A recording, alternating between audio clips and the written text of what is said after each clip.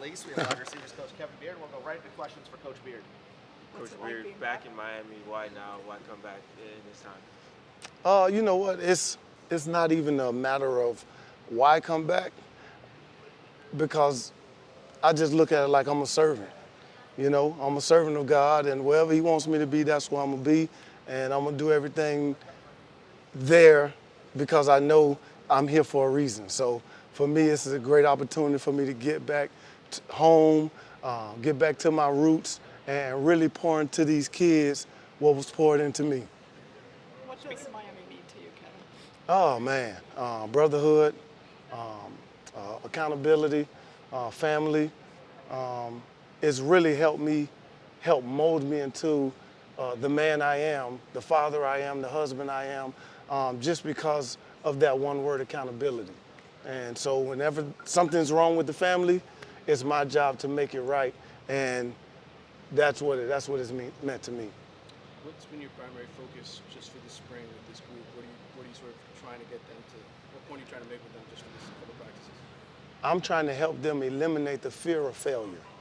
And once they can understand that right now it's okay to fail, because the only way to get to success is by learning how you fail. And once they understand how they're failing, now they can stop doing that and do the next thing to help them succeed. And once they see it, that starts the believing part. Speaking of your roots, you and Jacoby George kind of have a similar background, that familiarity from both playing at Plantation. How's that bond been early on, and what should we see from him this year? Oh, it's good. It's good. It's so funny. Chris Lamons is like his mentor, and I was Chris Lamons' mentor when he was in high school.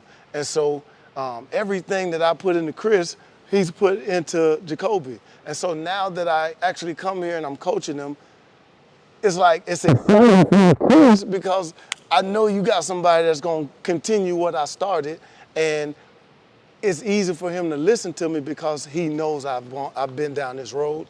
And so everything he does, I already know the process before he did it.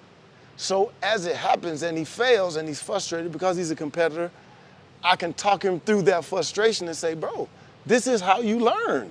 So once he pushed past that failing part and he does some things that gets him some success, that's the exciting part. And that's where he feels like whatever coach says next, I'm gonna eat it. I'm gonna take it and I'm gonna go apply it as much as I can. Kobe, he was a guy who really flashed last year in the second half of the year. We saw the Virginia Tech game, it was unreal. Where has he improved from what you watched on film to maybe just these first 8 practices? Well, I think the main thing for him being as big as he is, when you look at the NFL, you don't have a whole lot of 6'4", 6'5" guys that are dominant. And I think for those guys being that big and that size, they tend to work harder instead of working smarter.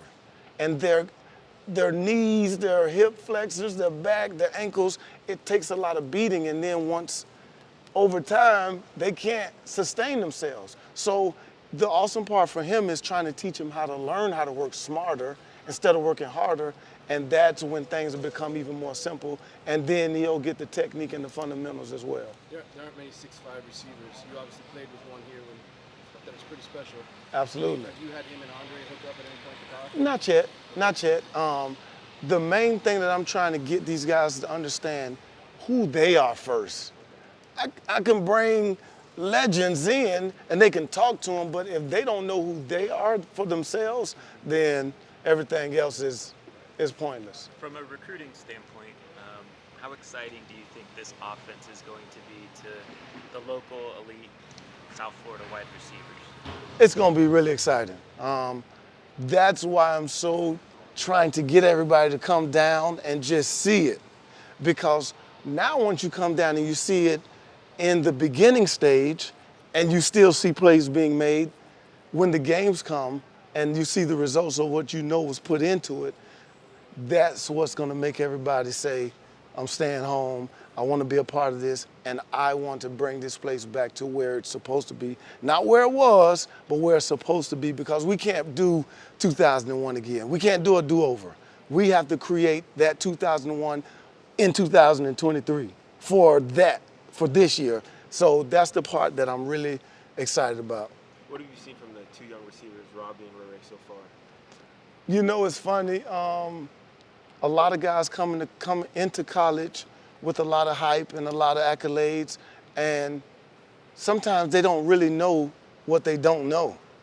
And they're learning that in order for me to be a wide receiver, I have to master my craft. And they have been out-athleting people all their life right now. And so now learning that I need to learn and develop my craft and gain fundamentals and technique to make the game easy, it's really cool to watch it and see him. And I mean, Ray's on the jug machine practically every morning before practice. And it's like, why is he on the jug machine? Because he knows that he has to develop to be a natural ball catcher to play receiver. So they're seeing the issues and they're attacking it on a day-to-day basis. So a few more questions for Coach Beard. We've seen Tyreek Hill out here sometimes at track stuff. Has he talked to your guys at all? No. The only guy that has talked to the guys is KJ Osborne. He's done a really good job. He's known me from a distance. So he started out in Buffalo and I was at Toledo. So he know what it looks like from a distance. And when he came to Miami, I came to a 7-on-7 tournament and I ended up running into him. And it was like, man, if I had you as a coach, all those types of, we spoke. And so now that I'm back, we spoke the other day, and it was like, we got to get together. And so when he talked to the guys, it was really cool because what he ended up doing was reiterating everything I've been saying to him, that this game of football is about work. Everybody's talented on this level at this point, so what's going to separate you from the next guy is your work ethic. And so when you hear hard work beats talent when talent doesn't work hard, it's not a cliche, it's real. So he was just reiterating that. I guess you could say he was reiterating the standard and the foundation of that. Coach, and then also the receivers that are on your roster right now, you've got different skill sets. You touch on Colby's size, and obviously you guys. How important is just versatility of the receiver group, different skill sets to essentially have a good offense, a good passing game? Oh, it's everything.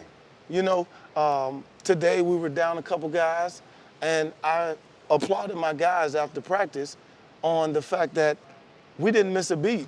There were plays still being made.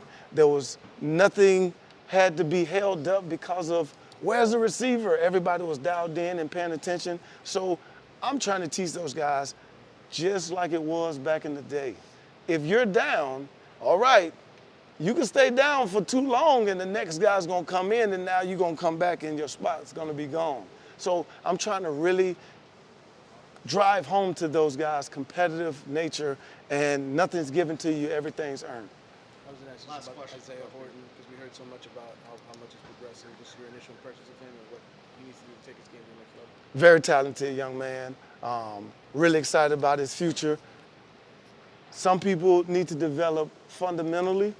Some people need to develop emotionally. Some people need to develop psychologically. And I think with him, it's a little bit of all of it because he's been so much bigger than everybody all his life. He's just been able to bully and do what he wants to do. Now everybody's his size. So he has to learn the details, the technique, and the fundamentals that's going to help him separate himself from the rest of the pack. Coach Beard, thank you very much for your time. Yes, sir. Coach. All right.